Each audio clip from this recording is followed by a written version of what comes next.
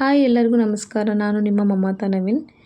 ಇವತ್ತಿನ ವಿಡಿಯೋದಲ್ಲಿ ಫ್ರೆಶ್ ಆಗಿ ರುಚಿಯಾಗಿ ಟೀ ಕಾಫಿ ಜೊತೆ ಅಥವಾ ಬಿಸಿಬೇಳೆ ಬಾತ್ ಜೊತೆ ತುಂಬ ಟೇಸ್ಟ್ ಕೊಡುವಂಥ ಖಾರ ಬೂಂದಿನ ಈ ವಿಡಿಯೋದಲ್ಲಿ ನಿಮಗೆ ಶೇರ್ ಮಾಡ್ತಾಯಿದ್ದೀನಿ. ಇದಕ್ಕೆ ಬೇಕಾಗಿರುವಂಥ ಇಂಗ್ರೀಡಿಯೆಂಟ್ಸು 1 ಕಪ್ ಕಡಲೆ ಹಿಟ್ಟು, 2 ರಿಂದ 3 ಟೇಬಲ್ ಸ್ಪೂನ್ ಅಕ್ಕಿ ಹಿಟ್ಟು, ಖಾರದ ಪುಡಿ, ಅರಿಶಿನ ಪುಡಿ, ಇಂಗು ಮತ್ತು ಅದ್ರ ಜೊತೆ ಒಂದು ಚಿಟಿಕೆ ಸೋಡಾ, 1/4 ಕಪ್ ಕಡಲೆ ಬೀಜ, ಕಡಲೆ, ಅದ್ರ ಜೊತೆ ಕರ್ಬೇವಿನ ಸೊಪ್ಪನ್ನ ತೊಗೊಂಡಿದ್ದೀನಿ.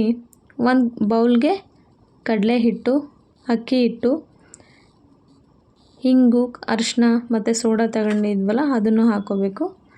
ರುಚಿಗೆ ತಕ್ಕಷ್ಟು ಸಾಲ್ಟ್ ಹಾಕಿ ಚೆನ್ನಾಗಿ ಮಿಕ್ಸ್ ಮಾಡಬೇಕು. ಅಕ್ಕಿ ಹಿಟ್ಟು ಕಡಲೆ ಹಿಟ್ಟನ್ನ ಜರಡಿ ಮಾಡಿ ಇಟ್ಕೊಂಡಿದ್ದೆ ಮುಂಚೆನೇ. ಚೆನ್ನಾಗಿ ಮಿಕ್ಸ್ ಮಾಡಬೇಕು. ಅದಾದಮೇಲೆ ನೀರನ್ನ ಹಾಕ್ಕೊಳ್ತಾ ಹೋಗಬೇಕು.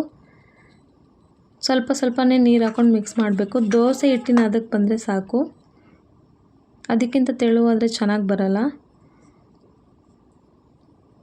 ನೋಡಿ, ಈ ಥಿಕ್ನೆಸ್ ಇದ್ದರೆ ಸಾಕು. ಎಣ್ಣೆ ಕಾದಿದೆ. ಇವಾಗ ನೋಡಿ ಹಾಕೋದ್ರಿಂದ ಎಷ್ಟು ಚೆನ್ನಾಗಿ ಬರ್ತಾಯಿದೆ. ಲೋ ಫ್ಲೇಮಲ್ಲಿ ಇಟ್ಕೊಂಡು ಮಾಡಬಾರ್ದು, ಹೈ ಫ್ಲೇಮಲ್ಲಿ ಇಟ್ಕೊಂಡೇ ಮಾಡಬೇಕು. ಹೈ ಫ್ಲೇಮಲ್ಲಿ ಇಟ್ಕೊಂಡು ಮಾಡಿದ್ರೆ ತುಂಬ ಚೆನ್ನಾಗಿ ಕ್ರಿಸ್ಪಿಯಾಗಿ ಬರುತ್ತೆ. ಹಾಗಂತ ತುಂಬ ಎಣ್ಣೆ ಕಾದಿದ್ರೂ ಸೀದೋಗಿಬಿಡುತ್ತೆ. ನೋಡಿ ಎಷ್ಟು ಚೆನ್ನಾಗಿ ಬಂದಿದೆ. ಇದನ್ನು ಒಂದು ಸೈಡ್ ತೆಗೆದಿಟ್ಕೊಳ್ಳೋಣ. ನೋಡಿ ಎಷ್ಟು ಚೆನ್ನಾಗಿ ಬಂದಿದೆ. ಅದ್ರ ಜೊತೆ ಕಡಲೆ ಬೀಜನ ಫ್ರೈ ಮಾಡ್ಕೋಬೇಕು. ಕಡಲೆ ಬೀಜನ ಲೋ ಫ್ಲೇಮಲ್ಲಿ ಇಟ್ಕೊಂಡೇ ಹುರ್ಕೊಳ್ಳಿ. ಹೈ ಫ್ಲೇಮಲ್ಲಿ ಇಟ್ಕೊಂಡು ಹುರಿದ್ರೆ ಸೀದೋಗಿಬಿಡುತ್ತೆ.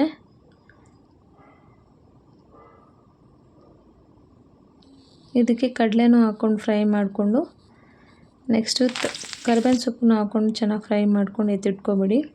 ಇದಕ್ಕೆ ರುಚಿಗೆ ತಕ್ಕಷ್ಟು ಸಾಲ್ಟು, ಸ್ವಲ್ಪ ಖಾರದ ಪುಡಿನ ಆ್ಯಡ್ ಮಾಡ್ಕೊಳ್ಳಿ.